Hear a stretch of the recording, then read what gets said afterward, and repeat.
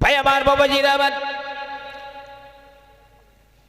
আমি মুসলমানের কথা বলছি না, খ্রিস্টান ধর্মের ডক্টর মরিস বুকাইলির কথা বলছি। ওসীম সরকার, তুমি ভালো করে শুনে রাখো, খোঁজ খবর নিয়ে দেখো। ডক্টর মরিস বুকাইলি 18টা ভাষায় পিএইচডি করেছিলেন।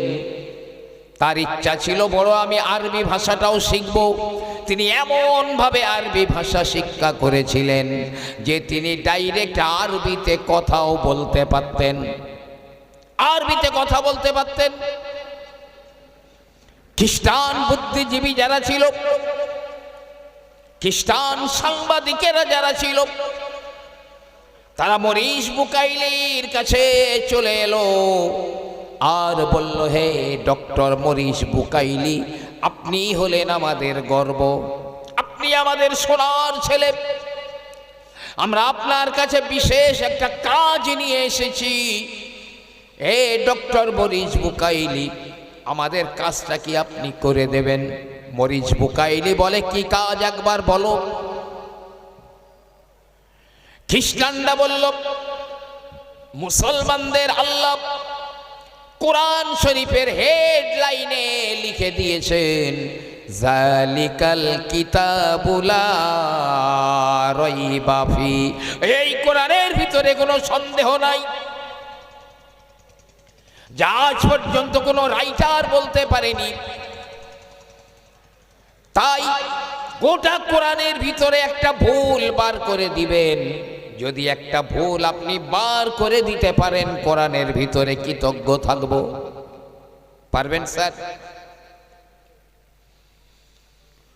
মরিস বুকাইলি বলে, এই খ্রিস্টানেরা, একটা নয়, আমি একাধিক ভুল কোরআনে বার করে দিতে পারি, অনেকগুলো ভুল আমি কোরআনে বার করে দিতে পারি।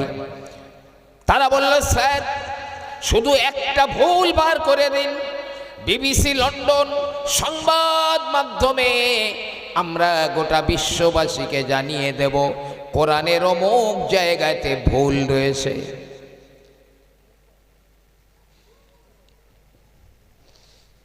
মরিস বুকাইলি একটা কোরআন হাতে করে নিয়েছে।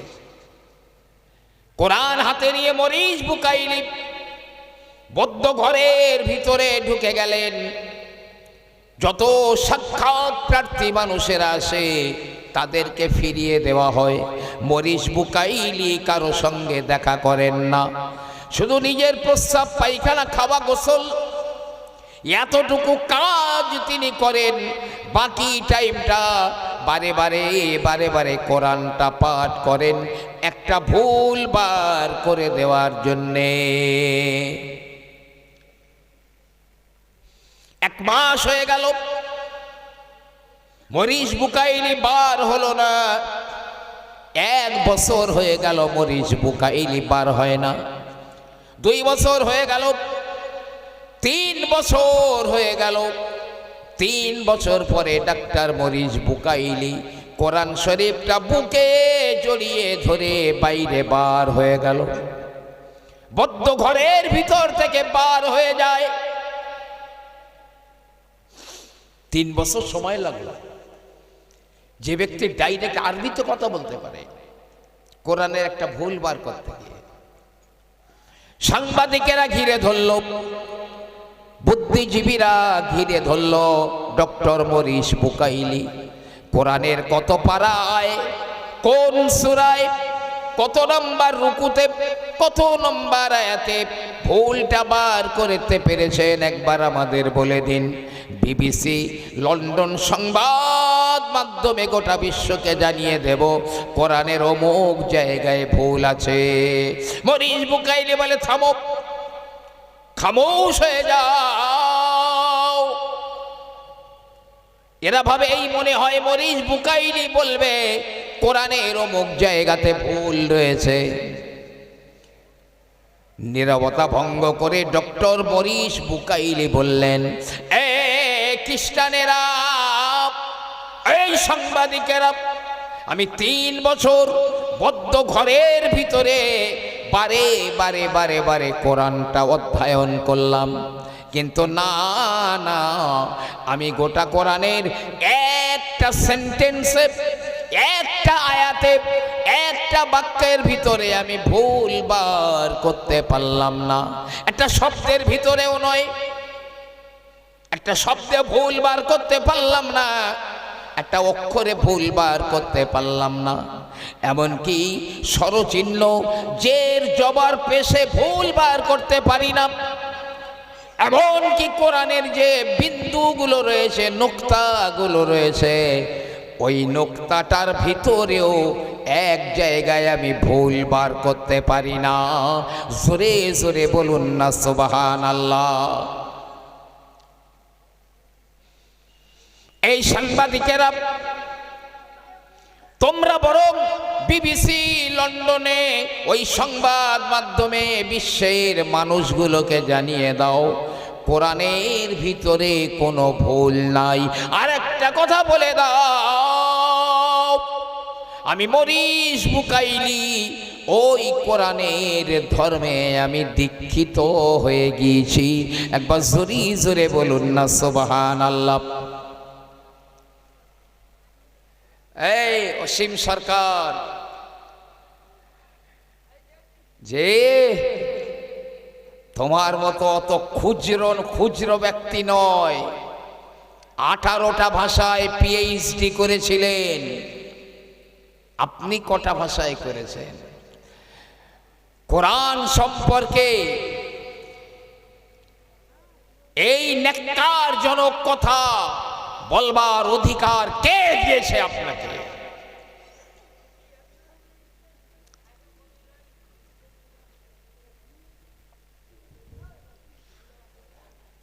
যে কে বলে যে সরিষা নিয়ে ভূত ঝাড়াবে, সেই সরিষার ভিতরেই তো ভূত ঢুকে রয়েছে।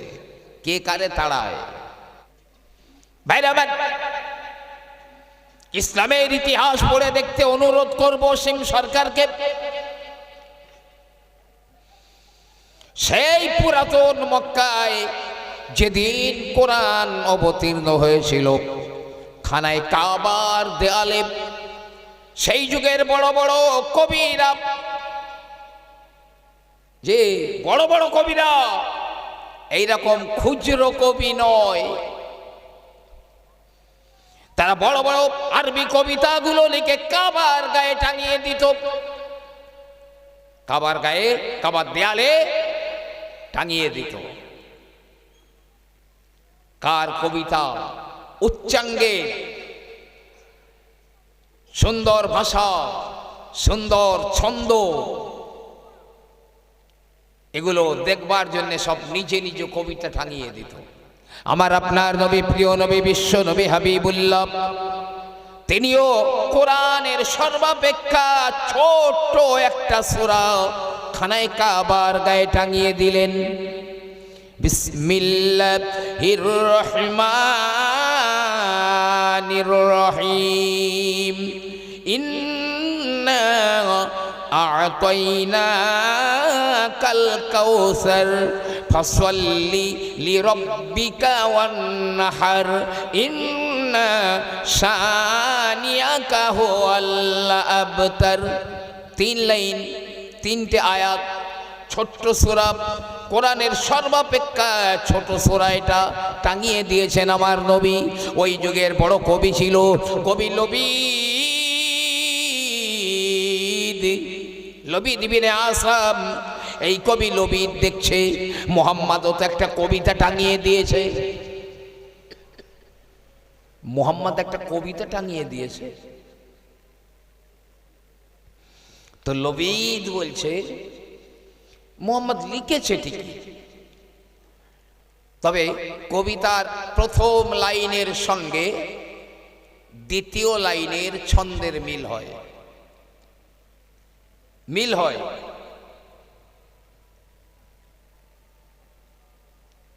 যে ছিল বিঘা 2, ছিল মোর ভুঁই, আর সব গেছে ঋণে। বাবু বলিলেন বুঝেছে উপেন, এ জমি লইব কিনে, ছন্দে মিল আছে। লবিদ বলছে মোহাম্মদ যে কবিতা টাঙিয়ে দিয়েছে প্রথম লাইনের সঙ্গে দ্বিতীয় লাইনের ছন্দে মিল আছে। ইন্না আতাইনা কাল কাউসার প্রথম লাইন, ফাসাল্লি লিরাব্বিকা ওয়ানহার দ্বিতীয় লাইন ছন্দে মিল হয়ে গেল। তৃতীয় লাইনে ইন্না শানিয়াকা হুয়াল আবতার, চতুর্থ লাইনটা মোহাম্মদ আর লিখতে পারিনি। কি বলছে কবি লবিদ? বলছে চতুর্থ লাইনটা লিখতে পারিনি। নবী পাক বললেন, লবিদ তুমি তো মক্কার বড় কবি, চতুর্থ লাইনটা তুমি লিখে দাও না, একটা লাইন মাত্র, তাও ছোট্ট ছোট্ট একটা লাইন, ওইটা তুমি লিখে দাও। অত বড় কবি বলছে আমাকে 1 মাস সময় দাও। লজ্জার, 1 মাস সময় দাও। ঠিক আছে, তোমাকে 1 মাস সময় দিলাম, তুমি একটা লাইন লিখে দেখাও। 1 মাস ধরে নবী চিন্তা ভাবনা করে। নবী মুহাম্মদ যাকে আল্লাহর বাণী বলে, কোরআন বলে, সেই কোরআনের একটা লাইন চ্যালেঞ্জ গ্রহণ করে নিয়েছে, লবিদ লিখে দেবে। 1 মাস হয়ে গেল। দীর্ঘ 1 মাস পরে লবিদ কাবা চত্বরে চলে এলো। মক্কার কুরাইশেরা, বড় বড় নেতারা, মক্কার মানুষেরা কাবা চত্বরে জমা হয়ে গেল, জমজমাট ভিড় হয়ে গেল। সবাই বলে আজ আমাদের কবি লবিদ ওই মুহাম্মদ যাকে আল্লাহর বাণী বলে তার মোকাবেলায় একটা লাইন লিখে দিয়ে চ্যালেঞ্জ গ্রহণ করেছে। লবিদ গেল, নবী মুহাম্মদুর রাসূলুল্লাহ যে সূরাটা টাঙিয়ে দিয়েছেন ওই জায়গায় গিয়ে লবিদ লিখে দেয়, হাযা কালামুন লাইসা কাকালামিল বাশার। লবিদ কি বলল? উপরে যে 3টে লাইন লেখা রয়েছে, এই 3টে লাইন দুনিয়ার কোনো মানুষের লেখার মতো লেখা নয়, নিশ্চয়ই এটা রব্বুল আলামিনের কালাম। জোরে জোরে বলুন না সুবহানাল্লাহ।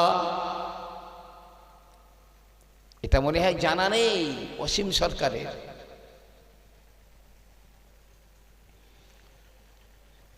তারা চেষ্টার ত্রুটি করেনি, একটা লাইন লিখতে পারেনি।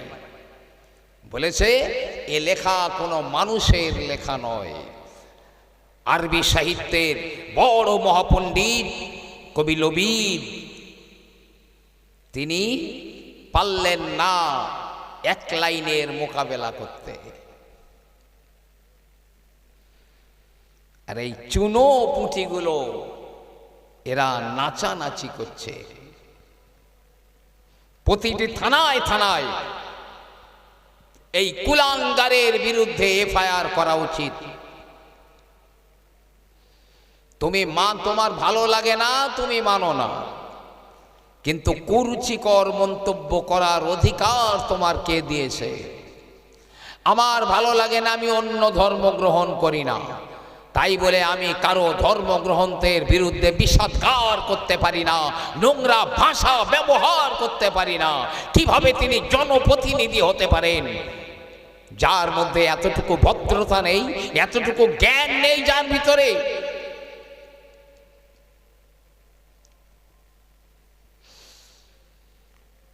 আমি বাস্তব কথা বলছি।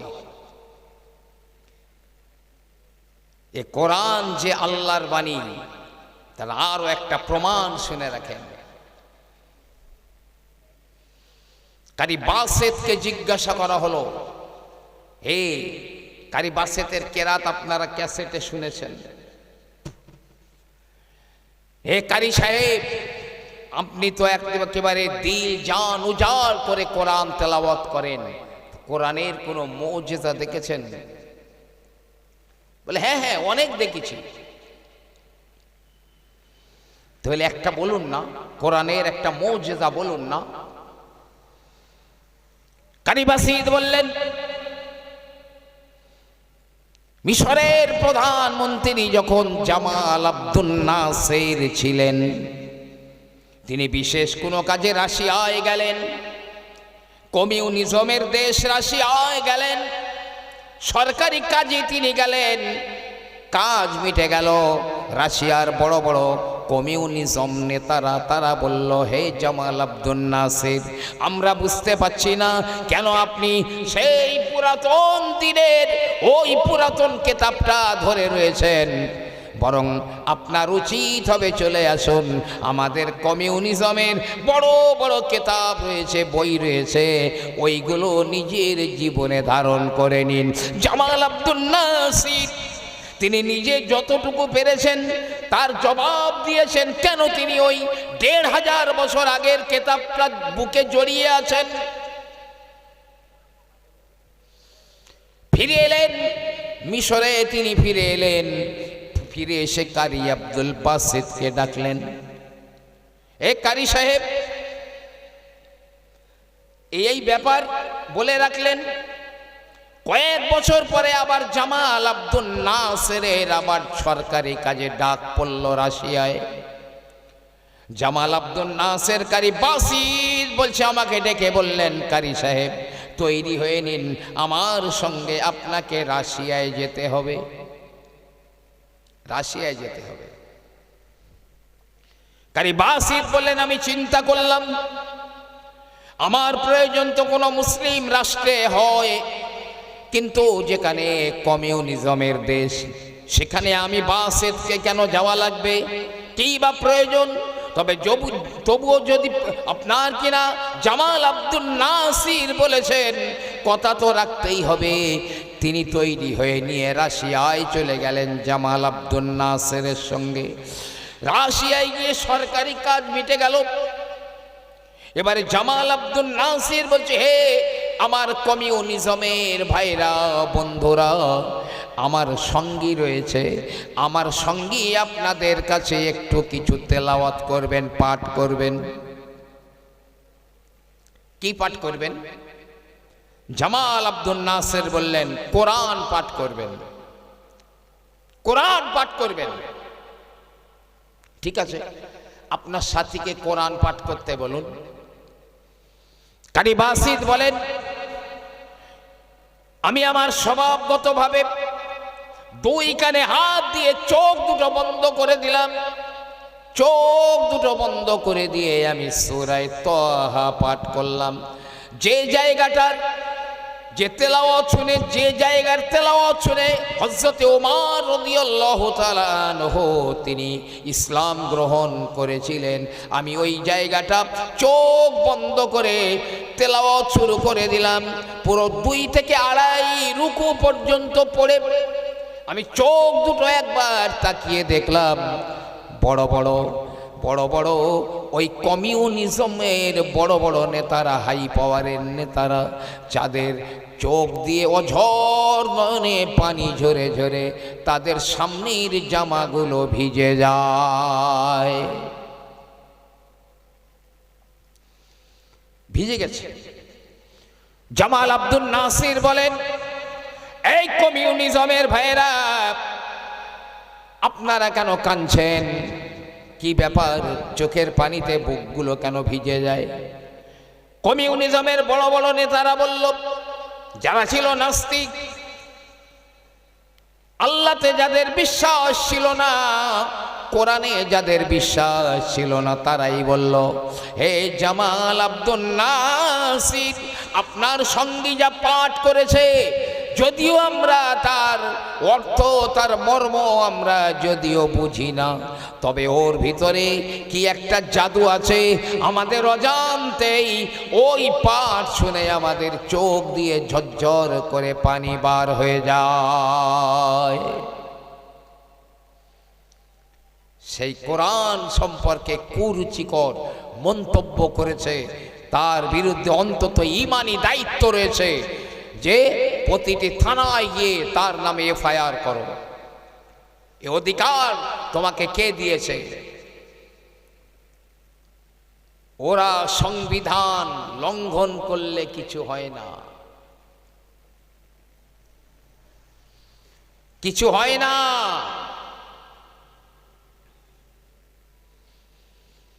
এগুলো হচ্ছে কেন জানেন? এরা এত সাহস কেন পাচ্ছে? মনে হয় এই সাহসগুলো আমরাই দিচ্ছি। কিভাবে? মানে সুযোগ করে দিচ্ছি। আল্লাহ রাব্বুল আলামিন কুরআনুল কারীমের ভিতরে বলেন, কুনতুম খায়রা উম্মাতিন উখরিজাত লিন-নাস তা'মুরুনা বিল মা'রুফি ওয়া তানহাউনা আনিল মুনকার। কুনতুম খায়রা উম্মাহ, তোমরাই হলে সবচাইতে ভালো উম্মত। উখরিজাত লিন-নাস, তামাম মানব জাতির ভিতর থেকে আমি আল্লাহ রাব্বুল আলামিন আমার নবী মুহাম্মাদের উম্মাতগুলোকে আমি ভালো উম্মাত বানিয়ে দিলাম। তার কারণ কি? তা'মুরুনা বিল মা'রুফি ওয়া তানহাউনা আনিল মুনকার, তোমরা সৎ কাজের আদেশ করো, অসৎ কাজের নিষেধ তোমরা করো। অতুমিনুনা বিল্লাহ, আল্লাহর উপরে তোমরা ঈমান নিয়ে আসো। তাহলে তোমরা ঈমান আনো, অন্যকে সৎ কাজের আদেশ করো, আর অসৎ কাজ থেকে তোমরা নিষেধ করো। এই কারণেই হলো তোমরা সবার উপরে শ্রেষ্ঠ উম্মাত।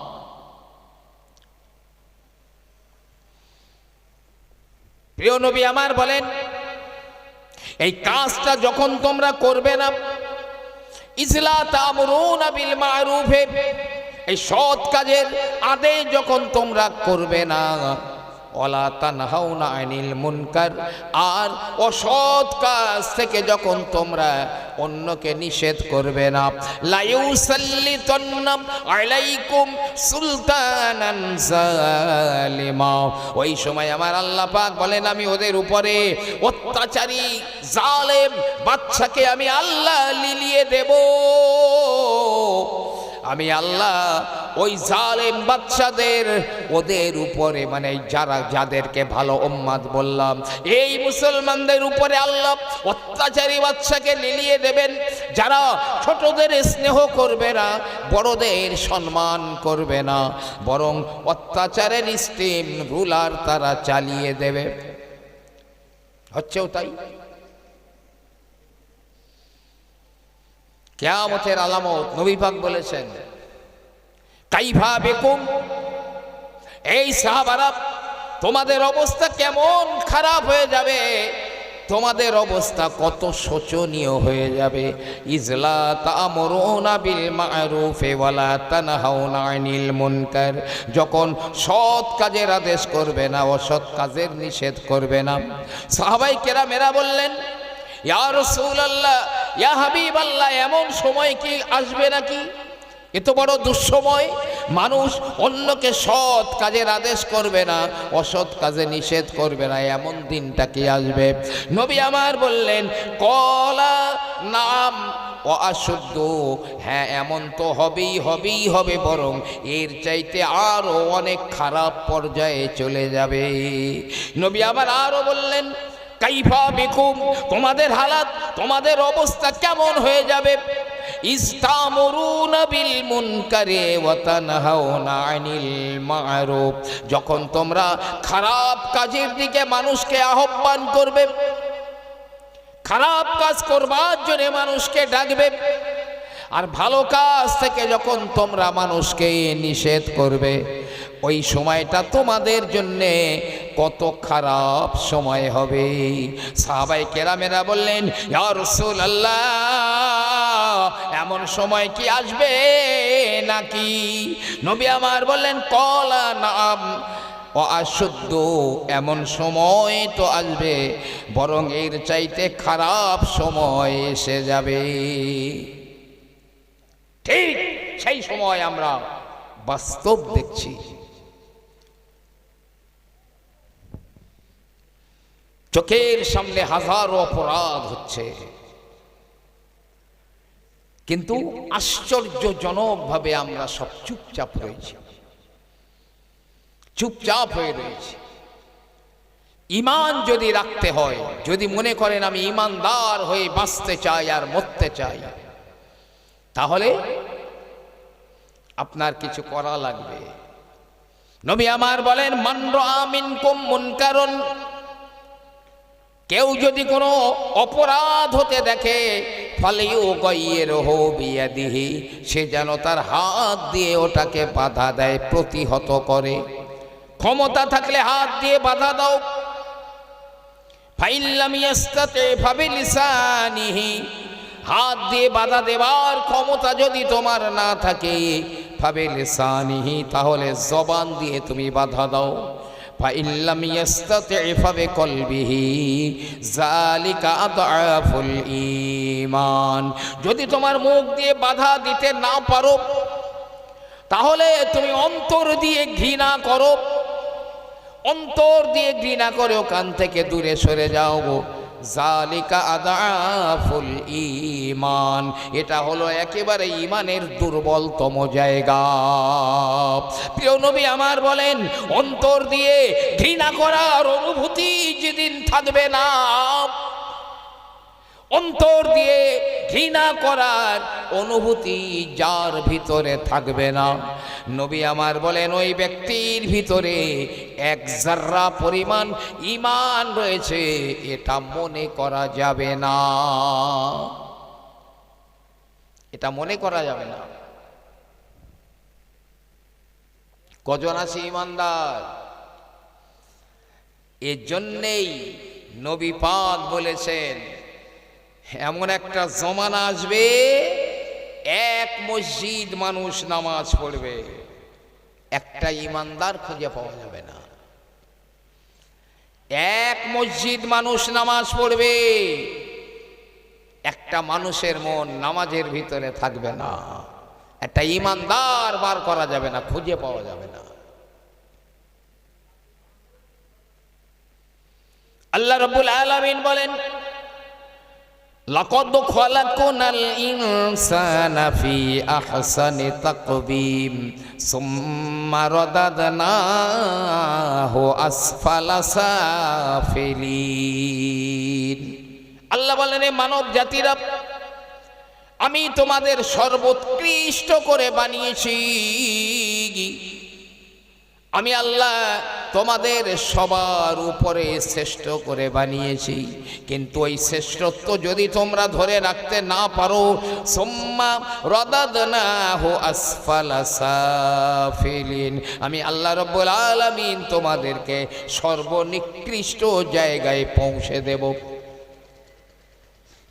চেহারা মানুষের থাকবে বটে, কিন্তু ভিতরের চেহারা পরিবর্তন হয়ে যাবে।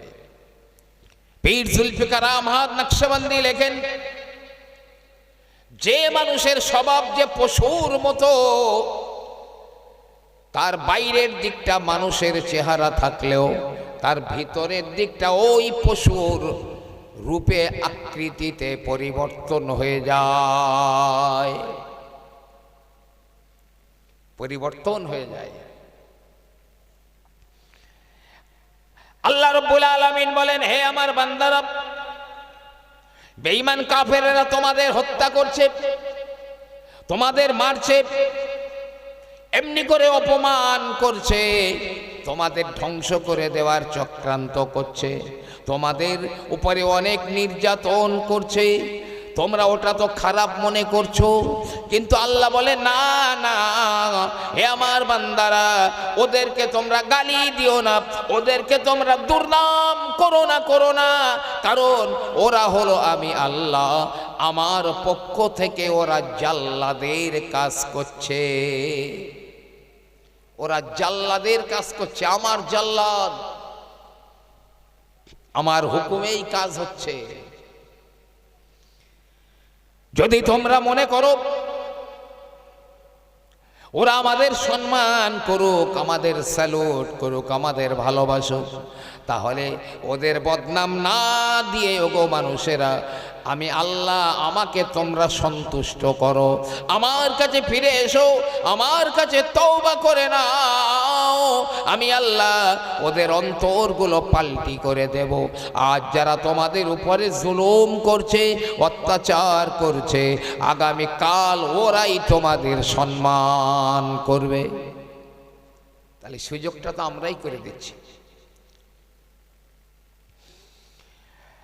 যে আল্লাহকে শুধু সন্তুষ্ট করেন, দেখবেন খেল শুরু হয়ে গেছে, পৃথিবী বদলে যাবে।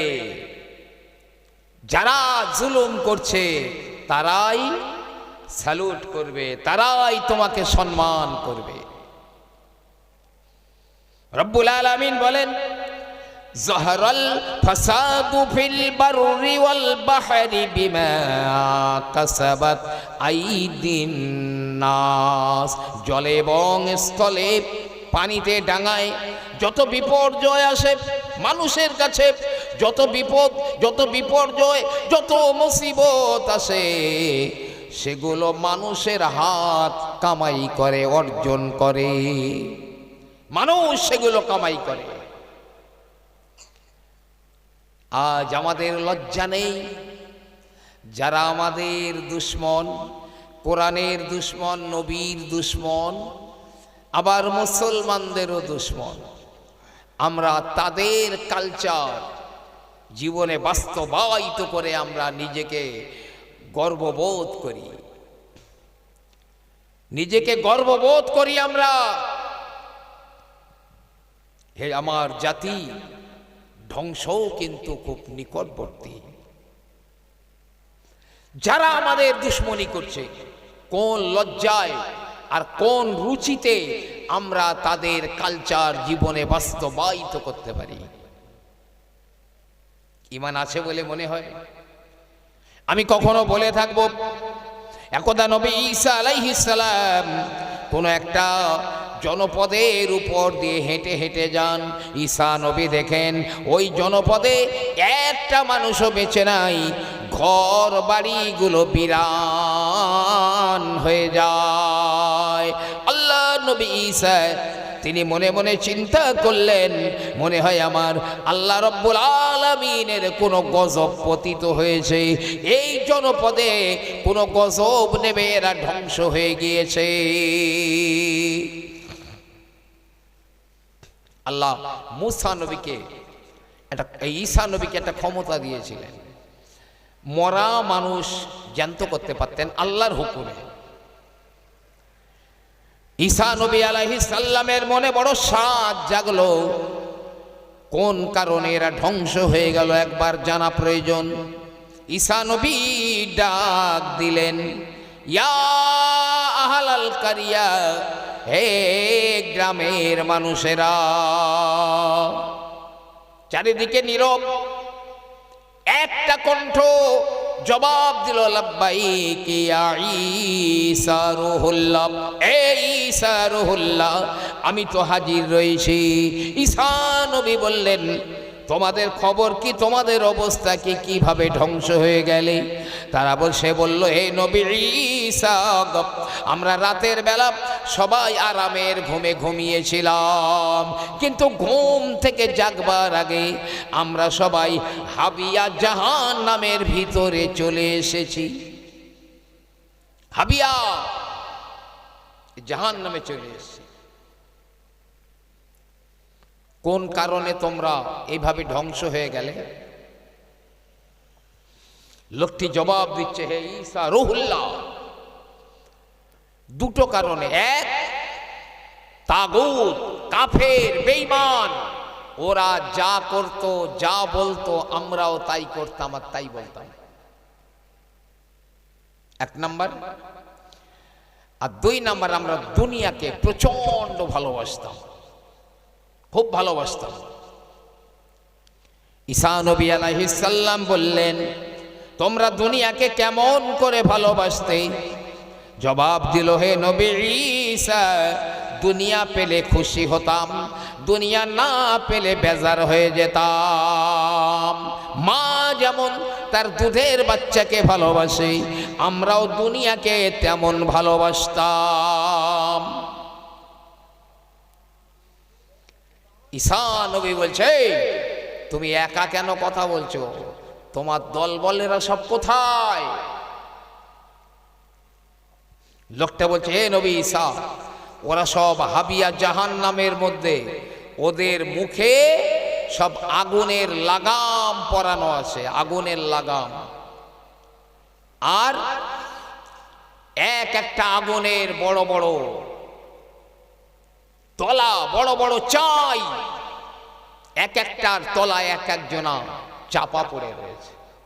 হে ঈসা রুহুল্লাহ, হাবিয়া জাহান্নামের এক একটা আগুনের দলা, এক একটা আগুনের চাই গোটা পৃথিবীর মতো বড়। ওই রকম এক একটা আগুনের দলার নিচে এক একজনা চাপা পড়ে রয়েছে। ওরা কথা বলতে পারছে না। ঈসা নবী বললেন, তাহলে তুমি কিভাবে কথা বলছো? তোমার মুখে কি আগুনের লাগাম পরানো নাই? তুমি কি আগুনের বড় দলার ভিতরে চাপা পড়ে নাই?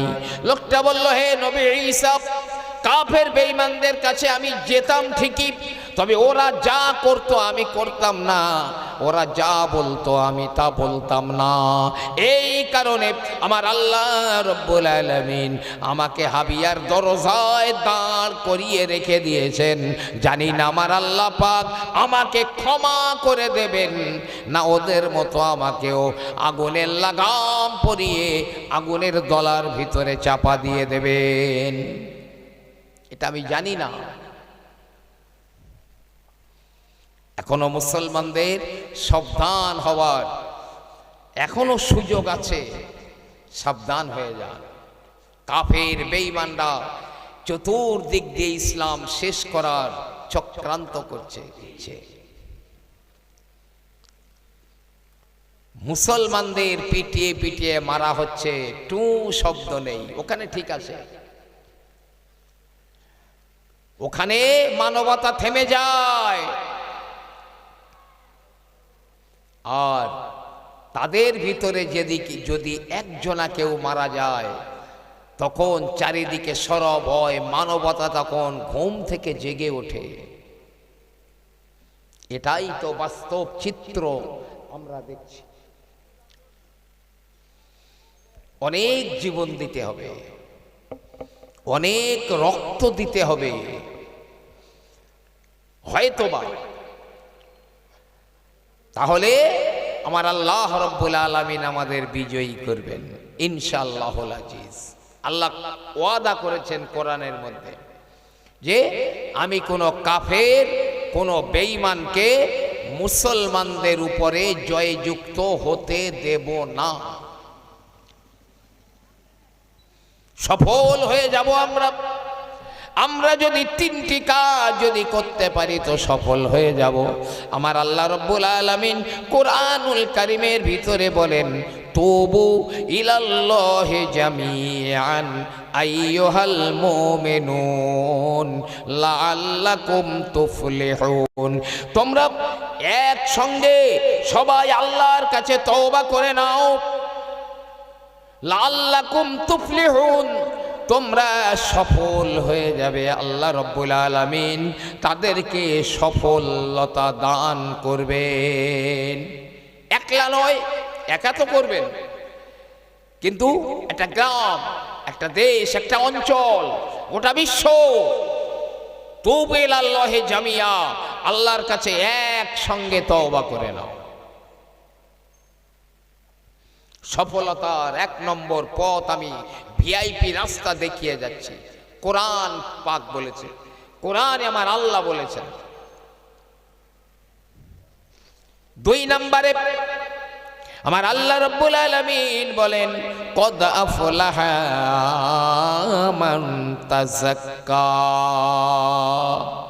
যে মানুষটা গুনাহ থেকে পবিত্র হয়ে গেল, যে মানুষটা নিজেকে পরিশুদ্ধ করে নিল, ওই মানুষটা সফল হয়ে গেল। সফল, গুনাহ থেকে পবিত্র হও। তিন নম্বরে রব্বুল আলামিন বলেন, قد أفلح المؤمنون الذين هم في صلاتهم خاشعون ও ঈমানদারেরা সফল যারা তাদের নিজেদের নামাজের ব্যাপারে অত্যন্ত ভীত, মানে নামাজের ব্যাপারে তারা অত্যন্ত সতর্ক, সে সফল। মুসলমান, একটা সাজদার কত মূল্য যদি জানতে। যারা কবরের ভিতরে শুয়ে আছে ওরা আজ একটা সাজদার নেকি নেওয়ার জন্য ওরা বলে যদি গোটা পৃথিবী দান করে দিতে হয়, যদি গোটা পৃথিবী ছেড়ে দিতে হয়, তার বিনিময়েও একটা সাজদার নেকি আমরা চাই। ইবলিস শয়তান হয়ে গেল আদমের জন্যই। তো ইবলিস বলছে আল্লাহ শয়তান হলাম আদমের জন্য, তা আদম সন্তানরা যেন কেউ জান্নাতে যেতে না পারে তার বিধি ব্যবস্থা আমি করবই। আল্লাহ বলে করবি? ইবলিস বলে আল্লাহ আমি আদম সন্তানের ডান দিক দিয়ে ধোঁকা দেব। আল্লাহ রব্বুল আলামিন বললেন ঠিক আছে ডান দিক দিয়ে ধোঁকা দিবি। ইবলিস বলে আল্লাহ বাম দিক দিয়েও ধোঁকা দেব। আল্লাহ বলেন হ্যাঁ বাম দিক দিয়েও তুই ধোঁকা দিবি। ইবলিস বলে রব্বুল আলামিন আমি সামনের দিক থেকেও ধোঁকা দেবো আদম সন্তানদের। আল্লাহ পাক বললেন ঠিক আছে তুই সামনের দিক দিয়েও ধোঁকা দিবি। ইবলিস আবার বলে হে আমার আল্লাহ আমি পেছন দিক দিয়ে ধোঁকা দেব। আল্লাহ পাক বলেন যা তাই ধোঁকা দিবি। আর ফেরেশতারা সবাই সব ছটফট করছে আল্লাহ ইবলিস ডাইনে বামে সামনে পিছনে সব দিক দিয়ে ধোঁকা দেবে, তাহলে তার একজনাও জান্নাতে যাবে না, একজনাও তো জান্নাতে যাবে না। আল্লাহ রাব্বুল আলামিন বলেন এ ফেরেশতারা কান লাগিয়ে শোনো, ইবলিস চারটি দিক চেয়ে নিয়েছে আমার কাছ থেকে, ডাইনে বাঁয়ে সামনে পিছনে চারটে দিক চেয়ে নিয়েছে ধোঁকা দেওয়ার জন্যে, কিন্তু আমি আল্লাহ দুইটা দিক ওকে ভুলিয়ে দিয়েছি। ইবলিস উপরের দিকটা নিতে পারেনি আর নিচের দিকটা নিতে পারেনি। এই ফেরেশতারা আমার বান্দা আমার বান্দিরা যখন আল্লাহু আকবার বলে সাজদা দিয়ে দিবে, আমার বান্দা বান্দিরা ওই সাজদা থেকে মাথা উঁচু করবার আগে আমি আল্লাহ তাদের মাফ করে দেব। সাজদা দিয়েছে আল্লাহু আকবার বলে, আল্লাহ বলছে ওর কপাল মাটি থেকে উঠবার আগে আমি ওর জীবনের গোনাগুলো সব মাফ করে দেব। সুবহানাল্লাহ। ইবলিস মাথার চুল ছেড়ে, মানুষ যখন সাজদায় যায় ইবলিস তার মাথার চুল ছেড়ে আমার সমস্ত প্রচেষ্টাকে ব্যর্থ করে দিচ্ছে। আল্লাহ পাক বলেন ফেরেশতারা আমার বান্দা যখন দুটো হাত পেতে আমার কাছে কাঁদবে রব্বানা যালামনা আনফুসানা ওয়া ইল্লাম তাগফির লানা, এই বলে যখন কাঁদবে আমি আল্লাহ পাক বলি ওদের ওই দুটো হাত তাদের মুখের উপরে মালিশ করবার আগে আমি আল্লাহ ওদের জীবনের গুনাহগুলোকে মাফ করে দেব। জোরে বলেন না সুবহানাল্লাহ।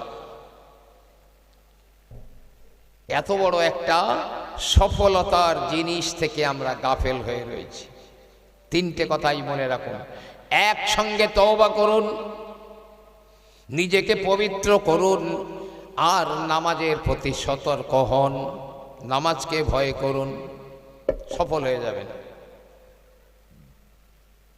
একদম। শেষ করার আগে দুটো একটা কথা বলি। মেয়েরাও আছে, মা বোনেরাও আছেন, আপনারাও আছেন। এটা রজব মাস, মাহে রজব, ইবাদতের দানা বীজ পুতবার মাস, এটা আল্লাহর মাস। এই মাসে এই আমাদের কাছে যে দুটো ফেরেশতা আছে কিরামান কাতিবিন, কোরআনে আল্লাহ বলেন কিরামান কাতিবিনা ইয়ালামুনা মা তাফআলুন। কিরামান কাতিবিন, ওরা সব জানে যা তোমরা করো। এই দুটো ফেরেশতা শুধু বান্দার নেকির কথাটাই শুনতে পায়, বান্দার গুনার কথাটা শুনতে পায় না। এই কারণে এই মাসটাকে বলা হয়েছে আসাম, মানে বধির, কালা।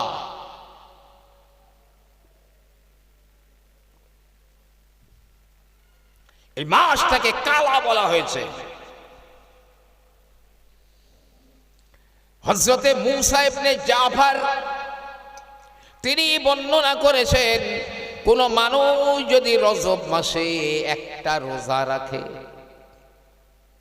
একটা, খুব মন দিয়ে শোনেন, আমি আস্তে আস্তে শেষের দিকে যাচ্ছি।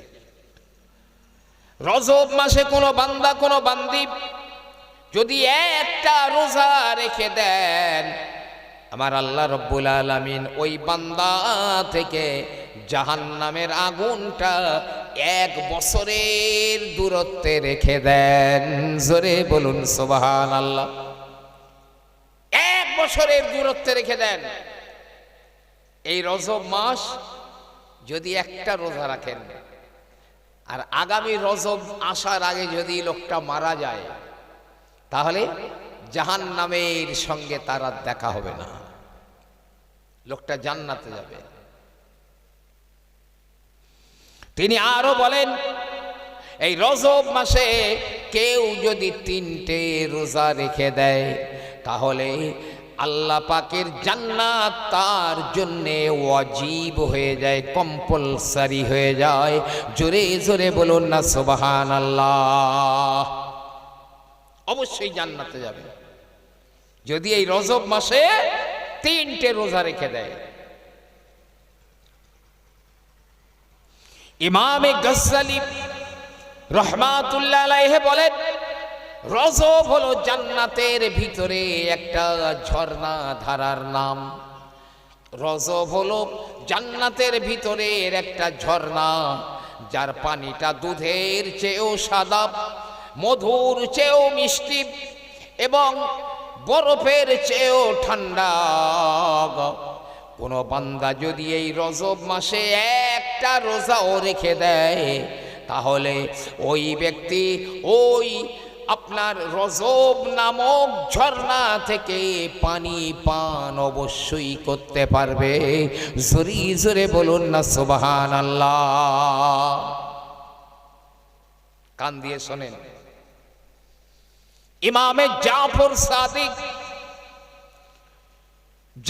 সাদিক রহমাতুল্লাহ আলাইহি তিনি বলেন, এই রজব মাসের শেষের দিকে, অর্থাৎ শেষ 10 দিনের ভিতরে কোনো মানুষ যদি একটা রোজা রেখে দেয়, তাহলে মৃত্যুর আগে কোনো কষ্ট হবে না, মৃত্যুর পরে কোনো ভয় থাকবে না, মৃত্যুর পরে কবরে কোনো আযাব হবে না, এবং মহা কিয়ামতের ময়দানে কঠিন বিপদ, ভয়ঙ্কর আতঙ্ক থেকে আমার আল্লাহ রব্বুল আলামিন তাকে সম্পূর্ণ নিরাপদে রেখে দেবেন।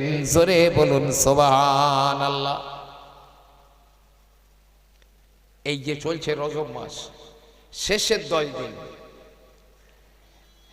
আরে সবই তো হয়ে গেল, মরণে কষ্ট পেলাম না, কবরে কষ্ট হলো না, আরো বড় বিপদ তো হাসর ময়দানে, সেখানেও কোন রকম ভয়, আতঙ্ক, ত্রাস থাকবে না একটা রোজা যদি রাখে।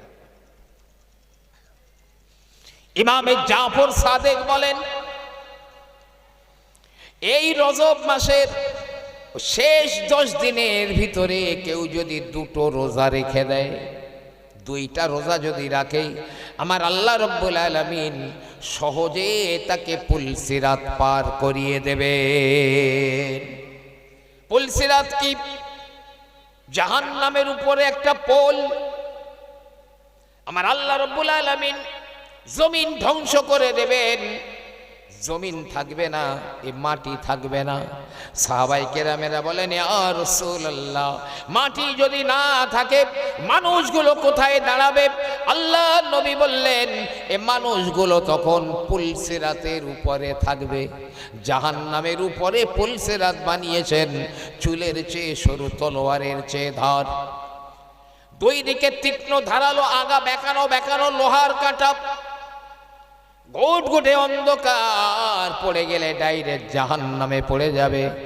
কিন্তু নবী আমার বলেন, এই রজব মাসের শেষ 10 দিনের ভিতরে কেউ যদি 2টা রোজা রেখে দেয়, আল্লাহ ওই পুলসিরাত তাকে আসানের সঙ্গে পার করিয়ে দেবে। জি, তিনি আরো বলেন, এই রজব মাসের ওই শেষের দিকে 3টে রোজা কেউ যদি রেখে দেয়, যদি 3টে রোজা কেউ রেখে দেয়, আমার আল্লাহ রব্বুল আলামিন কিয়ামতের দিনে 1 জাররা পরিমাণ কষ্ট তাকে হতে দেবেন না। এই সূর্য পৃথিবী থেকে 13 লক্ষ গুণ বড়।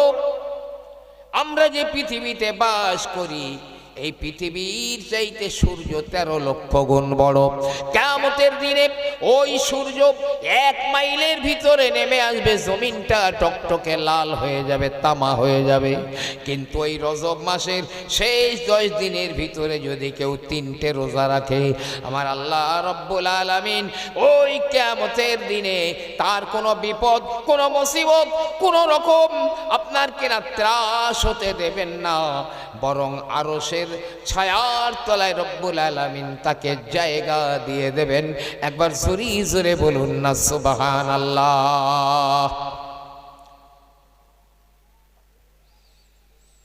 হযরতে তাউস নবী পাক থেকে তিনি বর্ণনা করেন, কেউ যদি রজব মাসে, এই রজব মাসে 1000 বার যদি পড়ে লা ইলাহা ইল্লাল্লাহ, সবাই একবার জোরে জোরে পড়েন, লা ইলাহা ইল্লাল্লাহ, লা ইলাহা ইল্লাল্লাহ।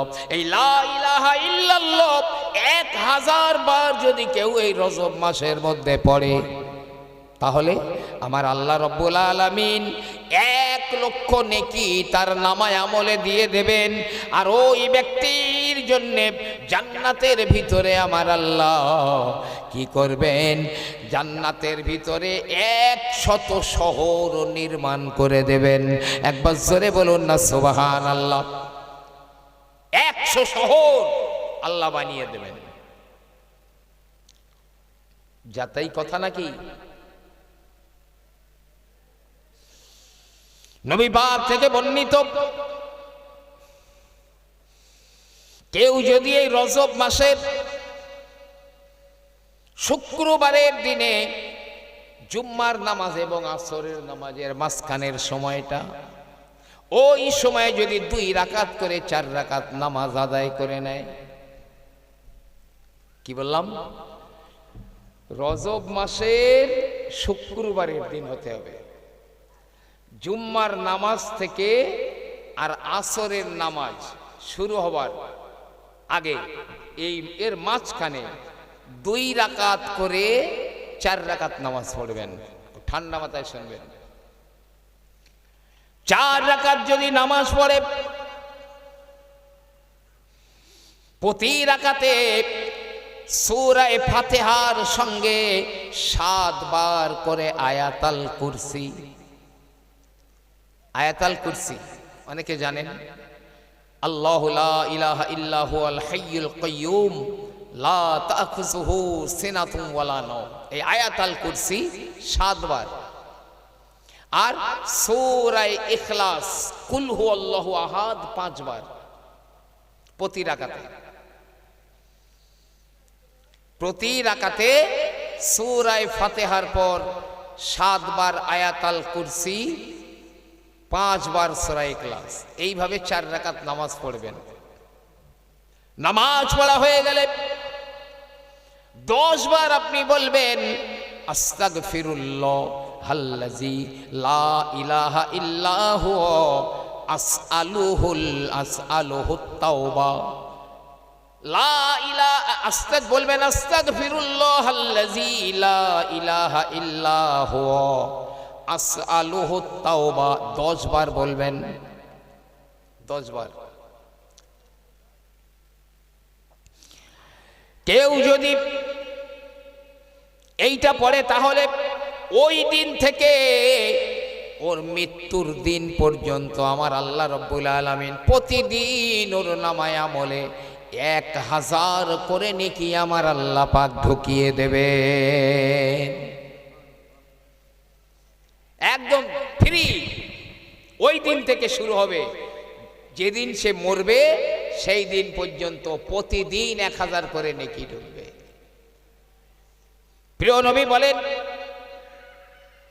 ওই নামাজের ভিতরে যে আয়াতগুলো পাঠ করেছে, যেমন আলহামদুলিল্লাহি রাব্বিল আলামিন একটা আয়াত হয়ে গেল, আর রহমানির রহিম আর একটা আয়াত হয়ে গেল, মালিকি ইয়াউমিদ্দিন আর একটা আয়াত হয়ে গেল, এই রকম আয়াতুল কুরসি, সূরা ইখলাস, এই সমষ্টিগতভাবে এর ভিতরে যে কটা আয়াত পাঠ করেছে, এক একটা আয়াতের পরিবর্তে আল্লাহ ওই বান্দার জন্যে লাল রঙের রুবি পাথরের একটা করে শহর বানিয়ে দেবেন।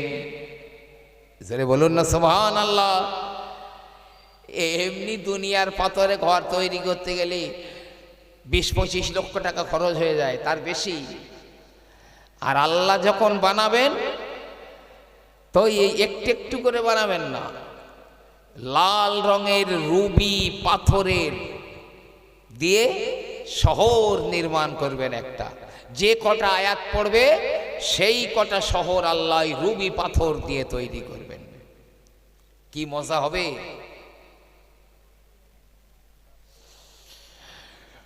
কোরআনের ভিতরে আপনার কিনা ওই নামাজের ভিতরে যে যাগুলো পড়াশোনা করেছে, যত আয়াত পড়েছে, তার ভিতরে প্রতি অক্ষরের বিনিময়ে, এক একটা অক্ষরের বিনিময়ে আল্লাহ রব্বুল আলামিন ওই ব্যক্তির জন্য জান্নাতের ভিতরে একটা করে সাদা রঙের, সাদা পাথরের বড় বড় মহল আল্লাহ বানিয়ে দেবেন। একবার জোরে জোরে বলুন সুবহানাল্লাহ। কত অক্ষর আছে? আলহামদু বললে আলিফ লাম হা মিম দাল 5টা অক্ষর আছে। লিল্লাহে লাম লাম হে লিল্লাহ 3টে, 5 আর 3 8টা হয়ে গেল এই আলহামদুলিল্লাহর মধ্যে। যে তো সূরা ফাতিহা পড়লাম, আয়াতুল কুরসি পড়লাম, ইখলাস পড়লাম। আয়াতুল কুরসি 7 বার, ইখলাস 5 বার। কত অক্ষর আছে! এক একটা অক্ষরের বিনিময়ে আল্লাহ পাক জান্নাতের ভিতরে সাদা ধবধবে সাদা পাথরের এক একটা বিশাল মহল বানিয়ে দেবেন। যে ভাই আমার, বাবাজিরা আমার, কিতাবের ভিতরে লেখা রয়েছে এই রজব মাসের অথবা কোন মাহে হারাম, শাহরুল হারাম, যে মাসগুলোতে যুদ্ধ বিগ্রহ হারাম, মুহররম বলেন, রজব বলেন, জিলকদ জিলহজ বলেন, এই শাহরুল হারামের ভিতরে কেউ যদি বৃহস্পতি আর শুক্র আর শনি এই 3টে দিন রোজা রাখতে পারে, এখন রজব আছে, এই মাসে সম্ভব, বৃহস্পতি শুক্র শনি 3টে দিন রোজা রাখবে, লাভ কি হবে? লাভ হবে আমার আল্লাহ রব্বুল আলামিন ওই বান্দার নামায় আমলে 900 বছরের নেকিটা লিখে দেবেন। জোরে বলুন সুবহানাল্লাহ। 900 বছরের ইবাদত, আরে বাঁচবে তো 60-65, জোর গেলে না 70। 3টে রোজায় 900 বছরের ইবাদত আল্লাহ পাক লিখে দেবেন। ইমানদাররা এখানে দুনিয়াতে একটু কষ্ট হবে, একটু কষ্ট সহ্য করেন, রবের দিকে আগিয়ে আসেন। আপনি যদি এক বেগত আল্লাহর দিকে আগিয়ে যান, এক হাত আল্লাহ আপনার দিকে আগিয়ে যাবে। জি, আপনি যদি হেঁটে হেঁটে আল্লাহর দিকে যান, আল্লাহ দৌড়ে দৌড়ে আপনার কাছে আসবে। আপনি একবার আল্লাহকে ডাকবেন, ইয়া আল্লাহ, আল্লাহ 70 বার জবাব দেবেন, বান্দা এই তো আমি হাজির আছি, এই তো হাজির আছি। তাই লম্বা করব না, শীত পড়ছে, ঠান্ডাও পড়ছে, আপনারা কষ্ট পাচ্ছেন। আবার বিশেষ করে যারা নামাজ পড়েন, ফজরের নামাজে উঠতেও তাদের কষ্ট হবে, আলস্য আসবে।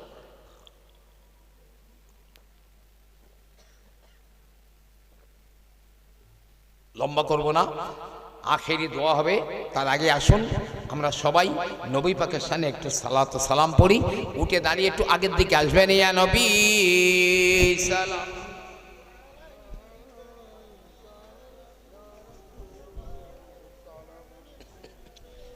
আগে আসেন, একটু আগে আসেন সবাই।